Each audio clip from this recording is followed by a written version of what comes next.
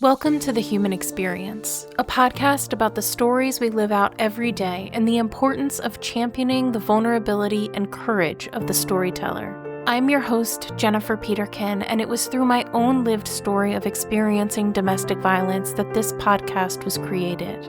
By traveling the globe and interviewing each guest in person, I am convinced now more than ever that stories have the power to change the world. Thank you for being here. In a world full of noise, to listen with intention is an act of resistance. Nicholas, thank you so much for having me in your home today so that we can do this interview. It's very kind to share this space with you. And I'm really excited to listen to your story, to hear from you about the experiences in your life that led you to where you are today. So thanks for hosting us. Thank you, Jennifer. I appreciate it very much. So if I were to ask you, where does your story start? How would you answer that question? The biggest chapter, let's just say, in my story would be March 15th, 2016, which is almost 10 years to the day away. That was when I was involved in a single vehicle motorcycle crash and quite a bit of injury, separated pelvic circle, broken sacroiliac, crushed left orbital, massive concussion, right side brain bleed, subdermal hematoma. Wow. Yeah, mouthful. I would say just a little bit of trauma. Yeah, just a smidge. Oh my And goodness. like I said, it's been about 10 years, which is, it seems like forever. It also seems like it just happened. And I'm grateful that I've been able to, again, that was just one chapter in my story, but that chapter has grown and grown. So I'm grateful to be able to utilize my experience, my trauma, my brain injury, and my mental health struggles to help support others and help bring awareness to, what goes on in all of us, but, especially, men with traumatic brain injuries and other, it's very isolating. It's tough. And every injury is different, and they call it the invisible injury. And so I just like to give a voice because I have a good voice. You do have a good voice. That's people ask, like, "Oh, you like NPR?" I'm like, "Not really." It's like, "Oh, well, your initial." I was like, "My initials are Nicholas Peter Ruchlewicz, so NPR." So that was the whole. And I like to talk a lot, so it worked out really well. Wow. Talk about a singular moment where everything changes. And I feel like we don't always have those in life. Like, things are pretty gradual or they happen over enough of a span of time that we're really actually looking back to see how much things have changed. But for you, that really was in the blink of an eye, essentially. Were you an avid motorcycle rider? No, I had a really rough separation and divorce the year before, and I wanted to ride. I had a bunch of coworkers that rode. They really wanted me to ride with them, so I was excited to do it. So that was my big, I was get a jail card. Like, oh, I just got, separated, everything that's finalized, great. So I had my license for about a year, my motorcycle license, and then I got a bike, and we're in Northern Virginia, and as we know, Northeast weather can change anytime. So it snowed, I think, the first week of March. So I didn't want to ride my new bike out in it, but I had a really big storage unit with all my stuff from my separation. I was living in my mom's basement, what every 35-year-old male is excited to do. And I would just ride the bike after, every night. Just I didn't want to take it on the road, ruin the paint. And then one day something happened, and then it was all very fortune circumstance that it happened. Like, my mother came home. She asked my brother, like, what's Nicholas dogs doing? They're acting up. I don't know. Called my girlfriend. She couldn't know my other friend's number, met someone on Facebook that had his number. And then he called them, and they all came to the storage unit, and nothing looked like it was wrong. They called the police, and a friend broke open the gate so the cop can go in there, so it wasn't breaking and entering. And that's where the paramedics found me. So my last time they saw me on camera was about 7:30 and 7:31 going around the facility, and the paramedics showed up about 11:20 at night. So Oh, about 4 wow. hours. Yeah. And were you at all aware of any of this as it was happening. Okay. No. I didn't think so, but wanted to just clarify. Yeah, and so I was never in a coma, but I was responsive on the scene. As in when people came, I would make noises or try to, when they'd ask me, I would make sounds. So, but I have no memory of it. Every brain injury is different. My injury, and of course, I was wearing a helmet. If not, I would have been gone instantly. Yeah. But right side of your brain controls like your vision, your cognitive functions, your problem solving ability. So all that was your right side of your brain. So for me, it was like lights out for almost 12 days. And Wow. even though I was active, people would talk to me and I would respond to them like, oh, we're going to go to dinner or stuff like that to get me to eat. But I have zero, it's very much a blank slate. Yeah. How much time did you spend in the hospital? So I was in the trauma center at Inova Fairfax, which is only level 1 trauma center. I was taken there right away. I was there for roughly 13 days. Yeah, about 13 days. And then I was taken to a acute rehab facility in Alexandria, Mount Vernon Rehabilitation Center. So and I was discharged from the trauma unit because I was like stable. I was not aware of anything. Like I was not aware of where I was, anything else. And I remember that was the rehab facility, because when the patient transport said, I'm going to take you there, my name's Kyle. And I said, that's my girlfriend's brother's name. So that's when my brain started trying to click. So I went to a rehab facility where I had to relearn how to use my hands. I saw 2 of everything. I couldn't use my left side. I couldn't stand. I was not weight bearing for 12 weeks because of the pelvic separation.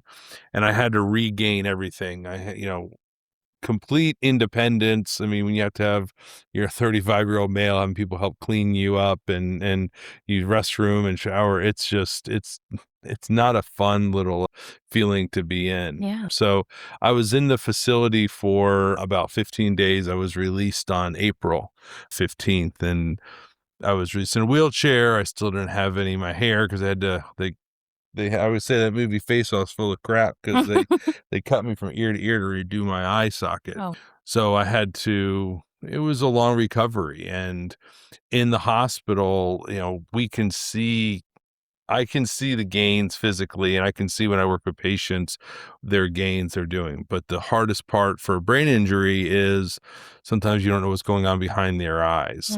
And so I had to force myself to slow down, have a sort of self to kind of recognize where I was. I was very compulsive. It's very much a symptom of a right side brain injury. And also anger is very much a triggering thing. That's why people say, when they get head injuries, they're very angry.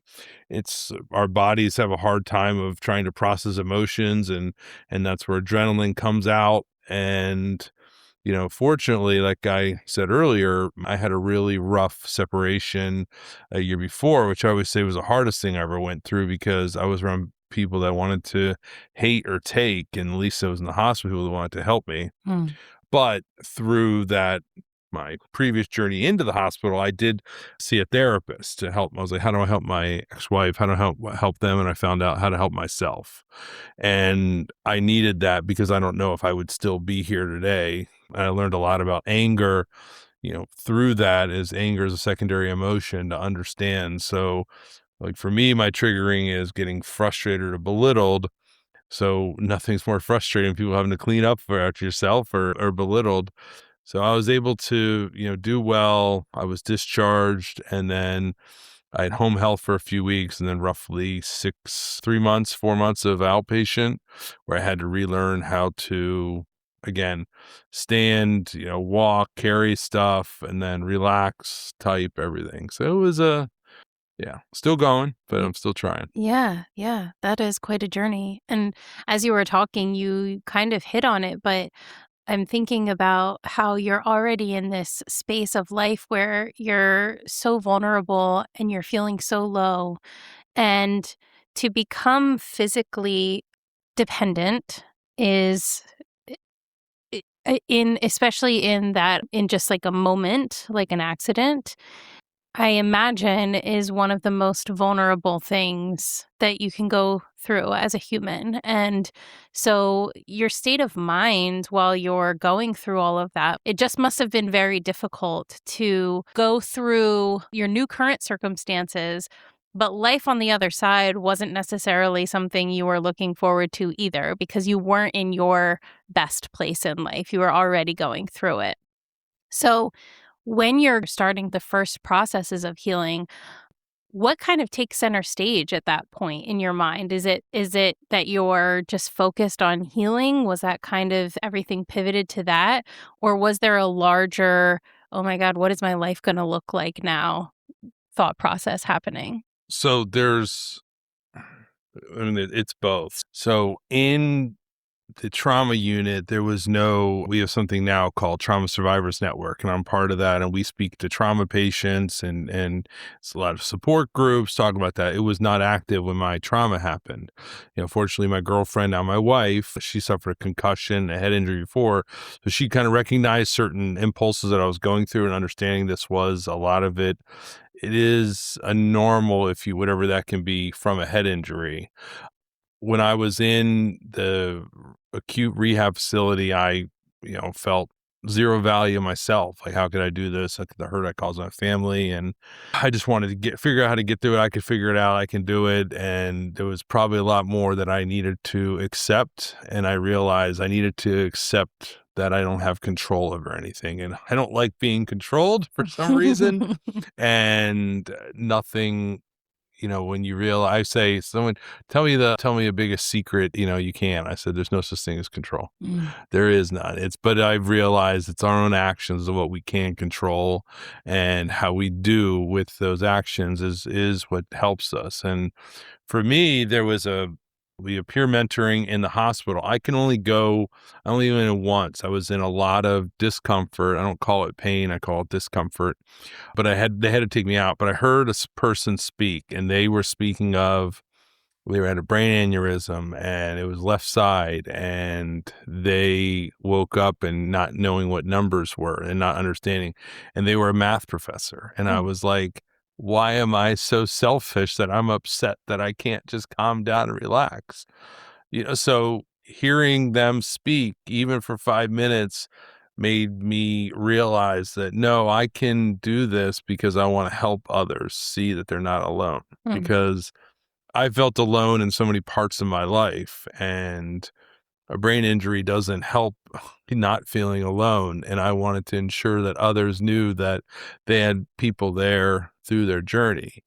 I said that my trauma showed me that I wasn't invisible, and I thought I was forever. But I realized that I 100% wasn't. A lot of people saw me, and I've definitely been able to help quite a bit of people through that, which is how I chose to heal moving forward, just trying to figure out, how can I help someone, because in turn it helps me as well, because it allows me to see where I am then versus where I was. And I'll tell patients sometimes, no matter how frustrating it is, you look down, you can't use your hand, you can't walk, you can't do this, but we always forget to look behind us at, how far we've come. And that's something that I sometimes try to reflect about in the moment, so depressions, I believe, is in the past. Anxiety is our future.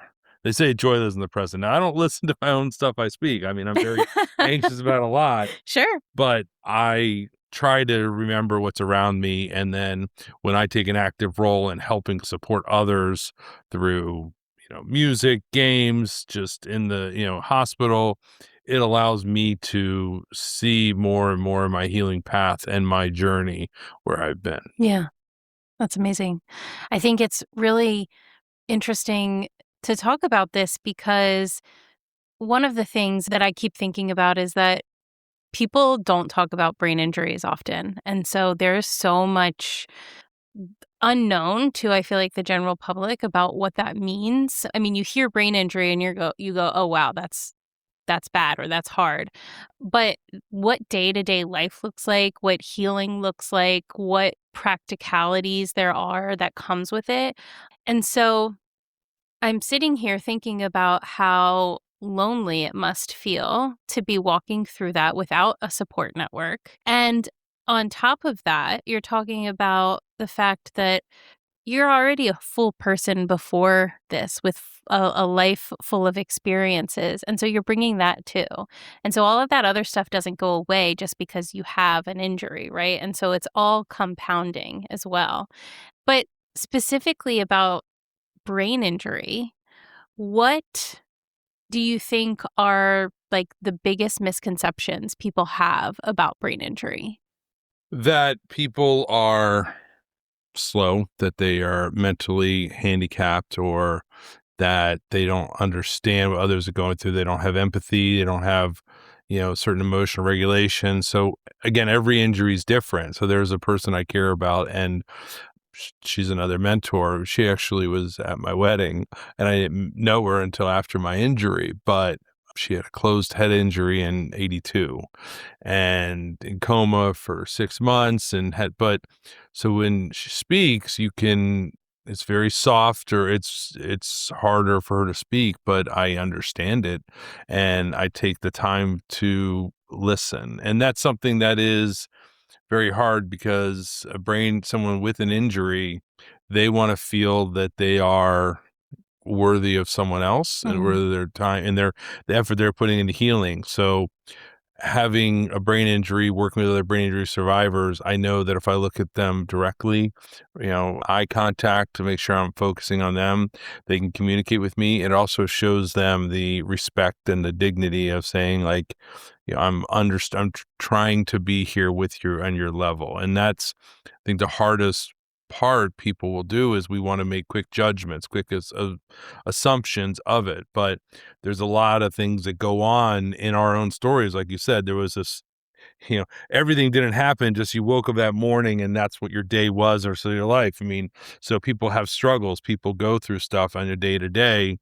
So I think that my brain injury allowed me to be more vocal and open to understand that, like I said, we all have empathy. We all can have empathy. We do have that ability. And one of the things I learned was, in the pandemic was probably the first time everyone in the globe was going through something at once.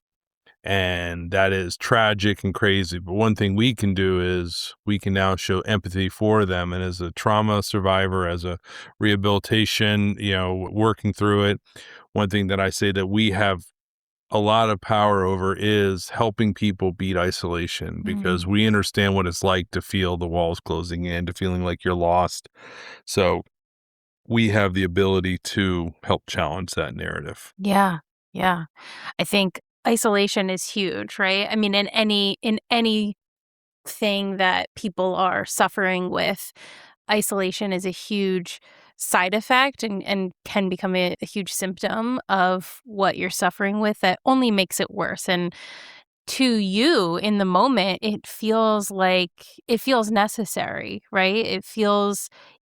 It could feel like you have no other choice. It could also feel like it's too overwhelming to be out of isolation. But I think enough has been looked into about humanity to say that isolation is never going to flourish or have us flourish as people. So I think that's a huge thing that we always have to be aware of when anybody in our lives is going through something is, are they isolating, and how can I show up for them so that they don't feel so alone? Yeah, I think that, again, I've learned a lot through, I always say I give the Cliff Notes version of therapy, 16 years of therapy. I'm pretty good at. But, I've learned a lot about loss and grief through it. Actually, before I lost my Champ, my first dog, I mean, he was there for everything with me. I mean, he was there in my first marriage, my separation, my trauma, and then, when I lost him, I thought I was, it was crushed. I was so hard, but I learned from another, actually a therapist, a pet loss therapist, that, his grief is an urn that was in my table, and it's this big and it looks so big, but the world's getting bigger around it, but the grief never changes. Mm. So all those changes in life are a grief of that moment. And if I really talk about it, I really focus on the negative things, it becomes a bigger thing than it is. Like, truthfully, if I start talking about my pain or that's why I don't call it pain. If I start saying things, my body will start feeling it more. Yeah. So I always say I have it in a corner. I respect where it is. And if things start changing, I know that I know I need to change how I'm doing. Yeah. And just so again, it's that beating isolation, being afraid of what was there or what you could have been, instead of trying to just see the world around us. That's why I kind of came up with the name of, or saying, gift of perspective. I saw people very well for who they were, and I tried, and it was very, trying to be kind and seeing them. But my trauma, my brain injury, took all the blinders off. So I see everything around me. So that's how I can see where people are. I can see what people, and I find little ways to help make their lives a little bit better, or at least be willing to be part of that journey. Mm. I saw something once where sympathy is when you're caring for someone and you're standing over them, but empathy is when you're caring with someone but you're standing with them. Mm. And I always try to make sure that people know that I am there with them. I can't take it away, but through those journeys, I will be there and standing with you through that. Yeah. And I will always do that. I mean, there's a coworker of mine, and they were, really sick. And like, did you mean you would help me if I needed? I was like, yeah. And I was there. Yeah. I'm that, I'm that old reliable. I'm a, pain in the butt for so many different things, but I am definitely honest, and I try to always remember to look at myself in the mirror at the end of the day, and do I like what I see? Do I like what I did? Do I like how I left that? Because, every day could be different, and every day. So I always want to make sure that I'm going to be okay because I did the best what I could do. Yeah. Yeah, I think we're very intimidated sometimes by the idea of helping people because we're so obsessed with resolution and fixing. And I imagine something like having a brain injury kind of puts that into perspective, that you don't have, as you said, control. And so to help someone isn't to fix them, it's to stand with them.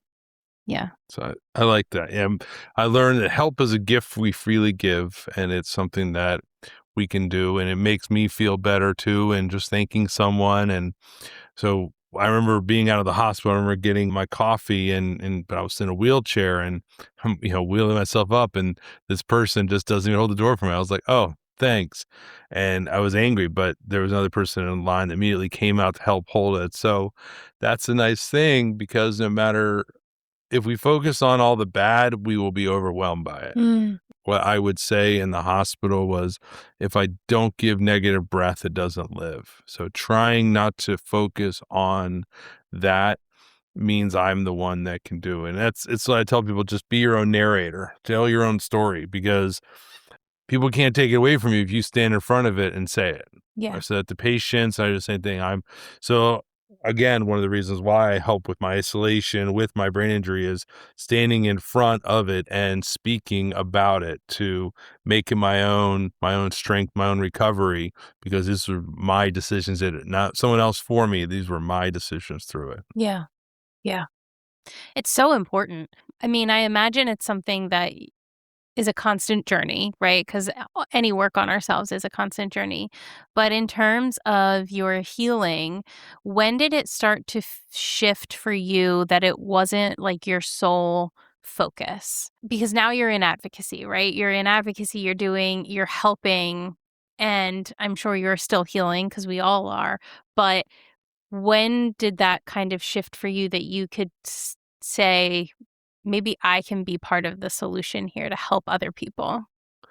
It happened in end of the year in 2016. I mean, I was grateful to be able to start speaking to patients and help them out. And I wasn't walking yet in August very well. I had a walker, but it was tough. And I always say, like, I remember when I could start walking again, July 15, 2016. And they said you can, and I laughed. She's like, "You're not going to be on a cane, you'll be on a walker." And I laughed. She's like, "Yeah, I'm going to walk her right out of here." And that was the hardest steps I ever took. Just learning how to walk again. Everything can work fine, but everything gets erased. You're like, you don't use your legs for 12 weeks. It's hard to make sure your body realizes, hey, you got to put one foot in front of the other. But I saw the power that others had, over just speaking in a room of patients and speaking of someone to give them that hope, because again, we only see ourselves in the current moment. We don't see ourselves where they are. And I couldn't really walk in on my birthdays. I want to have a birthday party. It was in October, and there's a park in here, and I want to have the celebration. And so when we do mentoring, they want you to do like a 10-minute mentoring, talk about your journey. So I had to I did this thing, and I wanted to speak about it and celebrate it. So I wanted my girlfriend to record it. And she's like, "Why do you want to record it?" I was like, "Well, your family came up from Florida. I had this therapist now live in there. So I invited my hospital therapist here. I invited friends, and I gave this mentoring speech. And my physical therapists were there. And I said, everybody's favorite things now, like we're now, doing balance and lunging exercises. And that's where I proposed." So I say that because, I wanted to make sure that my healing it wasn't just for me, it was for my tribe that I had around me. And I saw that just being able to speak to someone can really help change that trajectory, hearing someone talk for 5 minutes. So for me, my healing was my path forward. And I remember a patient one time said to me, he's like, "When did you come 100%?" And that was like one of the hardest, like it felt like a slap, like 100%. I'm not, like, I still don't, now to this day, I don't have full feeling in my hand. Sometimes if I do too much, my eye will drift, blah, blah, blah. But I am beyond 100 because I know ways I can help others. So it has given me a better path forward with it. So I can take whatever's wrong with me, and sometimes just, I know where it is, I'll put it there. But me helping others has helped shown me how far I've come. So being an advocate, I was always nice. I was always kind to people. I always wanted to help them. But becoming an advocate was it was a very easy transition, just because I knew what it was like to feel lost and alone. I didn't want others to do that.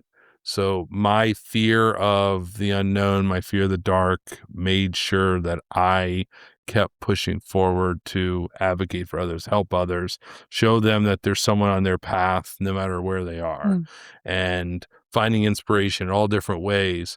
And thanking an artist, thanking a musician, thanking a writer about what they're doing can really help change their trajectory. Maybe they are doing the right things and they're doing something that'll help others, because it feels good to tell someone have a good day. It feels good to hold the door of someone and have them thank you. It's hearing that is really gratifying. So I make sure that I can do that as much as I can to ensure that there was a reason why I made it. There's a reason why I push hard, is because I was able to help that person out. I would say if I help one person, I guess it was worth it. And I know I've helped thousands of people, again, almost 10 years. And I'm still trying to do things to keep pushing myself. And 3 years ago, we went to Congress, spoke to different representatives about the importance of having trauma. I was actually one of the state representatives we saw was Delaware County. Because we went up because we had other trauma survivors that were in the area, and that's where we spoke. But this year, my plan is that I'm going to go to Virginia. I'm already talking to my state House of Delegate representative. I want to try to work on some of the mental health barriers we have in Virginia and others, and help bring awareness to it. So, hell, I did a little simple link tree of all my different podcasts or different advocacy work of just where it is to give people that, again, that chance to help support others. And that's what matters. Yeah, absolutely. Especially now, as hard as the world is. And it's definitely hard, and it's hard not to get caught up in it. But I try to, having a platform like this, speaking with, yourself, many others, and just connecting with people. We don't know how much it helps until, I could say something and people will hold on to it. So that's pretty neat to be able to have a power to help others that you'll never see, but it's very good that maybe something that I said or did will help them on their journey. Yeah, absolutely. How did you practically actually get started with your advocacy? Like, what was the first thing that you did? You mentioned the trauma network that wasn't really active when you were going through your trauma, but now it's a lot more active. So how did you kind of start to get involved? And how did you build from there? Because I know you're doing some different things than most people. I always want to build a better boat and do things better. So Trauma Survivors wasn't active when I was there, and I found them on chance because at the rehab hospital, there was a little yearly event and there was someone from Trauma Survivors, and I spoke to her about it and wanted to learn more. And then I went into the hospital and met, and that was a support group. And through that, I could see how good it would be to help others, through those traumatic events where they feel that there is no hope. So I was able to, work with them, work at the hospital network and different trainings, be able to speak to patients and speak to the families about, recovery and about the journey and, help answer any questions and help being on their team for it. And it was through Trauma Survivors where I was able to, again, go with a National Trauma Surgeons Association and lobby Congress. That's where I was able to always keep asking questions. And March is actually, I don't know if I might have said before, is Brain Injury Awareness Month. Oh, okay. So I would say I got a double jeopardy. March 15th, the Ides of March on Brain Injury Awareness Month. So I did two big check boxes. But again, I have different type of advocacy, and I don't know if you may or may not know Emilia Clarke from Game of Thrones. Yes. Did you know she suffered a brain aneurysm, correct? I did not know that. Yeah, in 2011, yeah. She was wow. only, I think, 22, 23. She ended up having two others, and had multiple brain surgeries, everything else. And she started a foundation called sameyou.org because, again, very fortunate how well she healed, how she tried. She had to learn how to speak. There's so many different, again, every injury is different, but she started a foundation, sameyou.org. And I, again, through my advocacy, I reached out to them and I shared my story and they really liked it. So they featured me on one of their, this is an international organization and they featured, me as an advocate. And, through them and their work with their United Kingdom's based company in London, I worked with University of Binghamton and did a study on couples and brain injury, how it affects couples. So I've done studies with them. I've talked to someone in Harvard and other different medical studies about brain injury, trauma, or recovery through it. So I don't know what started it, but I just know, sometimes I say, just always do the next right thing. And I keep pushing. I used to have, like, every year on the Trauma-versary, as I call it, I used to always kind of do like an apology tour. Oh, I'm so sorry to this. I did a lot of inflection on all the stuff that I maybe caused the pain in others and not deserving of their help. So now every year that I get another Trauma-versary, I now say what I've did since the last year. Here's what I've done, from Congress to podcasts to interviewing musicians and comic book writers, whatever the case may be. Here's what I've been able to do to keep pushing the envelope forward. And in 10 years, I've lived more than 2 lifetimes, and I'm not slowing down. I'm too much of a pain. I'm too stubborn to slow down. So I'm going to keep pushing forward because I'd never want people to feel alone or lost. I was very fortunate when my trauma happened. I had great insurance. Now insurance it's insurance, let's just say. So I do a lot now to help make sure that people don't have that struggle. The year of my trauma, I think I spent $14,000 on my trauma. Wow. Yeah, but in 2019, I spent $29,000, and that was because of a different healthcare company, and they weren't covering my therapy and stuff like that. And I was like, and I said, well, we have other therapists, and I always say, you're exactly right. Let me send a different babysitter to your house tomorrow. I'll get a different dog sitter, no problem. And they look at me. I was like, but you don't need. It's not a network, so I don't really care. Right. And they're like, and I was like, when someone has a brain injury or an injury or any life trauma, that is hard to build that relationship. And I didn't say this, and I don't really say this much. So again, I was going through therapy, again, my previous relationship, how do I help? How to help myself? And I learned how to help myself. I didn't see my therapist for about a month because I was obviously in the hospital. I came out, I was still like no hair in my head, all the stitches, and I was in a wheelchair, and I saw her. Literally the next week, she had a heart attack and had to stop counseling. So you had the biggest safety net I thought I could have through this pulled out from under me, and I felt lost and I felt unknown, but I knew that this was very critical to mine. And I went to, I think Psychology Today, went to the website, put in all the names. Here's what I want to do. I learned something called cognitive behavioral therapy is what I utilized, what her technique was. So I used that as a keyword and reached out to 5 people. 3 of them didn't respond.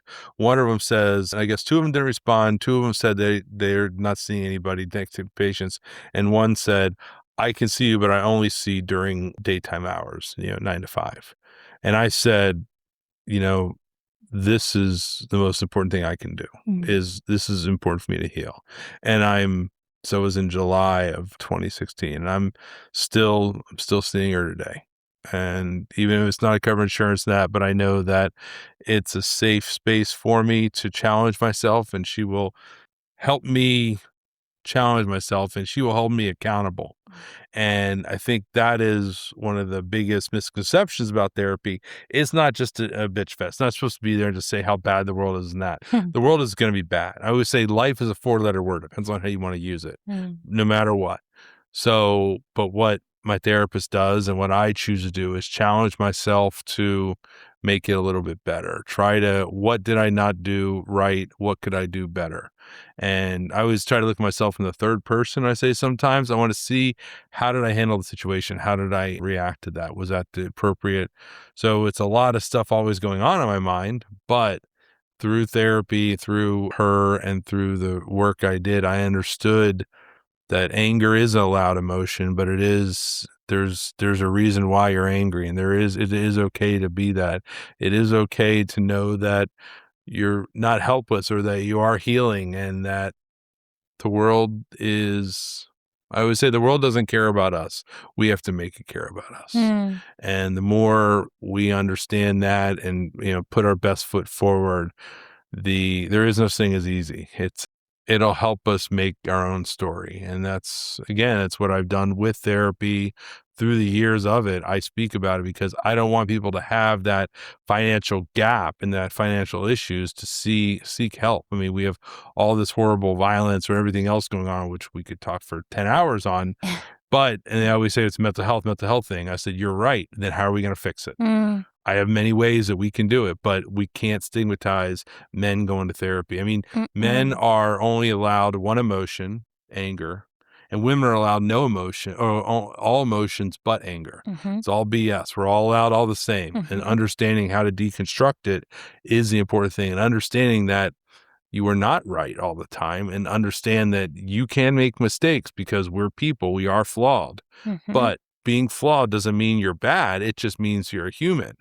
And understanding those flaws and being able to grow from them is what makes someone strong, is being able to take those vulnerabilities and say, how do I want to make it better? How can I do this better? And male traumatic brain injury survivors are twice as likely to die by suicide than regular male. I mean, it's an epidemic now, basically, all the white male suicides that are there, and traumatic brain injuries are twice as likely because you get stuck in your own head. And I've spoken to many more former, survivors, veterans, whatever, and I understand when they say something about their brain injury and how scary it is. And so me being able to help stand up to show that they're not alone is really powerful. And that is always healing to me, because no matter how hard it feels, I know what feels great is being able to stand next to someone and say, I'm here for you. Yeah.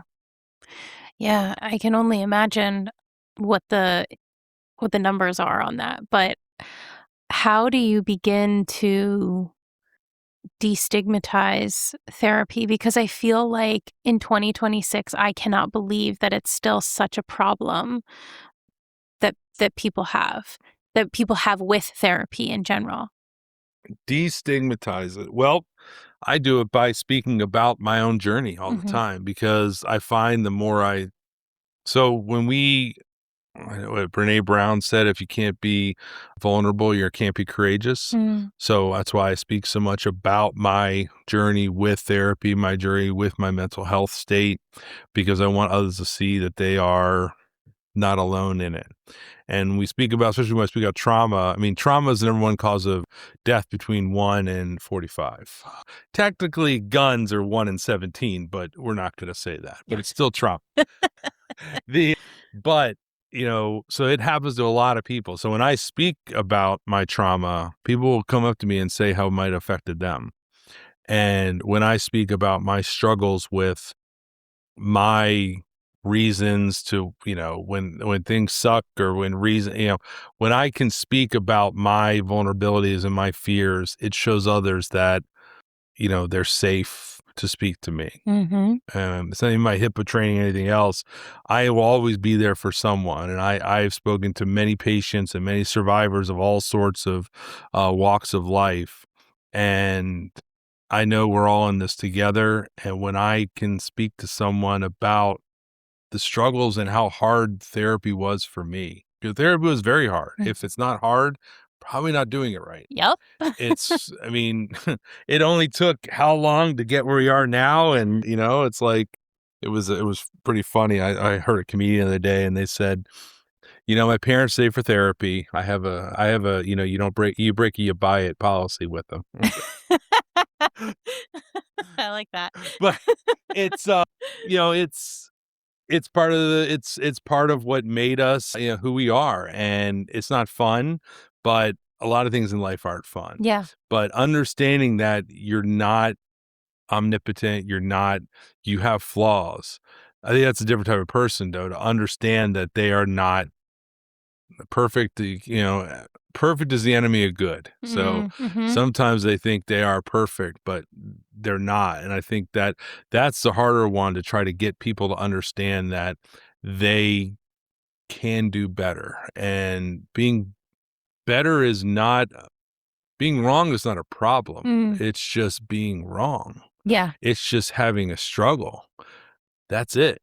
And unfortunately, mankind would not grow if it wasn't for struggles. That's why we got out of the caves. That's why we did it, because we had the struggles there and we've had to grow. So the more we put ourselves in the uncomfortable, the stronger we can come toward it. I am a fail first person. I will just do it. I always say I'm going to fail anyhow. I might as well do it. It's funny because we were talking to, they say it's like, well, you're always going to fail if you can't make a mistake. I was like, that's a perfect way of saying what I am. You're right. I can never make a mistake, but I'm always going to fail. But when you go through kind of that mentality of, what's the worst going to happen? You're going to try it. And, having that, the blemishes on my, from my life were just part of my story. It didn't, I always say my trauma didn't end in a period. It's just it's a comma, it's a semicolon, whatever. It's just part of our story. So that crappy day that you have when you're in a fight with someone, that's not the end of your story. You can take those little parts of your chapter and write it yourself, or rewrite where you need to be when you start going and reflecting back. That's where I was. And when I was talking to the singer of the band, Kuna Coil, about it, they had a new album. It was 20 years later, their Congolese XX. And she was saying, like, people don't understand they're not the same person they were 20 years ago. I mean, they are the same in many ways, but the experiences are different than they are now. Yeah. And I said, what a perfect analogy for my trauma, because I am the same person, but I'm also a different person because of it. Yeah. And that's not a bad thing. I mean, I always say it's a very expensive thing sometimes. And I always say that it's the terrible initiation fee to get in my club was, but it's a family I would never want to lose Yeah. because they have been through it with me. And when they're struggling, I will accept and be there with them. And just like when I struggle, they will come there too. But, you know, my talk about therapy, my talk about my struggles as adult male, whatever, you know, whatever you want, the case may be, has actually led others to see and reach out to me about how important it is. Again, Mm. interviewing, you know, someone in international and, you know, really famous and really popular. And then, you know, people listen to that, reached out to me and over in Europe or Australia telling me how trauma affected them or how they did. And that's kind of crazy and cool when you've been able to find a way to connect to others and then again expand more and more. Yeah. I mean, I have to imagine it's really encouraging to, because you don't always see the effect that you have, right? I mean, I would say most of the time you don't, but that doesn't mean that you're not having the effect. So when you can see the results of something like that, it must just be really affirming and rewarding to be able to have that. So I know that you use gaming as part of a healing process. This is so out of my wheelhouse, but I'm very curious as to how that came about and what you actually do to help people through gaming. Well, I would say my nerd street cred's really high. As you can see, I mean, I'm definitely I love it. nerd at heart. So gaming was very important. You know, I play one of the, you know, everybody knows D&D and stuff now. I played their biggest competitor for years. Everybody knows it because of, you know, Critical Role, popular stuff, you know, Stranger Things. All of a sudden it's always been there, guys, but you used to make fun of me or chase you into parents' basements. It's not. So, but I was playing games and I was actually, I mean, I was with my previous marriage and I would go see my friends and play games. And that was where things were. There was jealousy that I was going out. There was jealousy, and it was something I was enjoying friends. I was enjoying seeing them. So I was like, I want to go see my friends. There's nothing bad about it. And that, you know, that was really a catalyst to say, okay, if I can't even do my enjoyment because it has to be there, maybe something's wrong in this. Separated, you know, my friends live all the way out in Manassas, and I live I live in Alexandria area. So I'm like, well, what am I going to do? I want to still play. I want to see my friends. And instead of being at home in that recovery of separation, I didn't want to be stuck in my house playing video games. I would say I'm a WoW World of Warcraft survivor. I played that. I got my 15-year chip. I'm still not playing it, but I didn't want to be at home online as a online warrior and do that. I wanted to get out. So I pushed myself to say, okay, I want to go out and meet people, go to different stores, gaming stores, meet people. And so I started pushing myself again through my separation when I was still with my mom, everything else, trying to meet people. So I'd go all over the area, play different games, go to small conventions. And then my trauma happened, so everything's really different. It was Yeah. really cool though, because some of my players and some of my game masters, they visited me in the hospital. They came to see me. And then when I went back into that environment, it's very overwhelming when you're in a big store with lights and a wheelchair where you want to walk and looking at you differently. It's very overwhelming. So right side injury, left side negligence. So I couldn't really move my left side. I had a hard time. I could read, but I had a hard time with my vision. I had to relearn how to use my eyes. So, and right side brain injury, a lot of that is executive function and creative function going between the two. Well, I used a role-playing game. I only moved like the pieces with my left side. Obviously, I'm using math rocks when I roll the dice, add those together, and then I would have to do analytical and creative thought at the same time. So I used all that for it. And the company I do a lot of gaming with, Paizo, is very much open and affirming an inclusive company. And I like being in a store and feeling comfortable going there, and someone who felt isolated, who felt lost, who felt like a child in a crazy world. I wanted to make sure that other people didn't have that fear, that they're always welcome at me, my table, in my events. So that's why I've done so much with gaming, with the organization Paizo.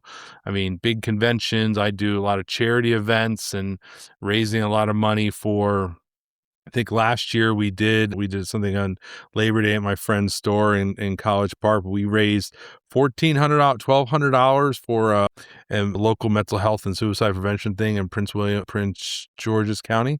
So it's like, that's kind of neat where I've been Yeah. able to take a game thing, like, how can I do more to help others? I'm always, again, my bleeding heart is always there. I always liked helping. I used to love Christmas, but unfortunately, previous situation made me dislike Christmas just of the greed and this. But what I do now is I try to do a lot for, Toys for Tots, do a lot of stuff. So I started a little gaming day with Toys for Tots. People bring games to, donate, toys donate. We'd play games all day. Well, pandemic happened, which was fun. So we started going online, but we were still in person. So we actually now this past year, we had 22 different tables across 14 different stores across the country, all playing game, all bringing toys in for Toys for Tots. Wow. So I've been able to take something that just a hobby that, I always took a pandemic to send everybody back into their parents' basements. But I take, this ability to say, okay, I'm going to get out. I want to see people in public. I want people to be able to walk in and feel comfortable where they are. And we can do something good out of the Yeah. mix too. That's, I think, I forget sometimes what I've been able to do, and sometimes it seems so seamless, and it isn't. I just do it. Yeah. So it's definitely been, it still is healing. When I have a bad day, my wife will be like, do you want to play a game? You want to go see your friends and like that? Because it is my chance to be creative. It is my chance to be able to help others. And it is my chance to have someone feel comfortable where they are. Yeah. And I want everybody to have that feeling because I know what it was like to not be comfortable with where you were. And, the gaming community is, it's still not, it's popular now, but not like all gamers really are social butterflies. So Yeah. to give them that ability to feel comfortable with where they are, and especially again, I'm in in Northern Virginia is very different than many parts of the country, but we have always being open and affirming and inclusive. We have a, very large LGBTQ population. So we always want to make sure they are comfortable at our tables. And the organization Paizo is very much, they have characters that are an LGBTQ to make sure people can find things to identify, because in the end of the day, we all want to feel good. We all should be able to be happy. We should all be able to experience joy in a safe manner. And I've been able to do it in such a odd, unique way. I love it. Have you brought people into the gaming world post injury to help them that like really didn't have any experience in it before? Very much. I've actually, through my different, talks with the band and other stuff, I've had people that will reach out to me, or just I'll have them come join me to play, or I'm traveling to see a concert and I have them come to a show, and all of a sudden they love it now. And then they're down there playing and stuff like that. So I went to Denver to see them play, and I ended up playing a game, and someone never really played. They wanted to see the concert to play games, and now they have friends out there too that play. So cool. So, and that's the neat thing about this organization. So I went to London in 2024 to see a concert, to see the band. And when I was there, I just reached out and I was able to play games with people in London. It was like, it's so anywhere in the world they can literally play, which is kind of crazy and really neat to do. And so it's a cool environment to have people never played the game before and get them to play, and all of a sudden they are showing up every year. We do PAX Unplugged in downtown Philadelphia at the Philadelphia Convention Center, always like the first weekend in December, and we've had people that never played games, and now all of a sudden they show up every year and they have a blast with it. And that's what matters. Having someone have the ability to throw away the crap that's been going on in your life or whatever, and just, throw some math rocks, just be creative, have fun. That's what matters. And having people see that outlet and how attainable it is for them is very strong. Yeah. Yeah, I think it has obviously become more mainstream with the advent of it showing up in popular culture. But I think too, sometimes it can still be really intimidating for people that have no experience in it. And so to know that it's such a vibrant, welcoming community that people are encouraged to learn and get into is such a wonderful thing, because it really speaks to at our basest needs of humanity, which I think are community and, the need to feel seen and the need to feel known. And that allows a path for that. Yeah, it's again, people will, what did I say in my speech? You might forget what people said, might forget what people did, but you always remember how they made you feel. Yep. And there isn't many photos of me after my trauma. My only one that was there, my father deleted all the other ones, was me holding a comic. And it was actually the comic book of Jane Foster and Thor. So if anybody saw Thor, Love and Thunder, Jane Foster, she has cancer. When she picks up Thor's hammer, it all goes away and she has a superhero. Well, I actually was at a comic convention and I met the writer of it and I showed him the picture and I told him the story. And he was just, he was amazed by it. I said, so imagine, obviously you're writing the story way before my injury happened, but there's one picture of me holding a comic where when you think about it, being trapped in your own mind, how wonderful it would be to be able to pick something up and become a hero. So I try to be the hero of my own story as much as I can. And that same event, I spoke to the writer of Batman, Tom King. I said, I met a patient and they really like Batman. What would Batman say to them? And he picked up a comic and he said, it's okay to be scared. Everyone gets scared. Now the chance to be brave. Batman, Tom King. Tom King used to work with soldiers with PTSD.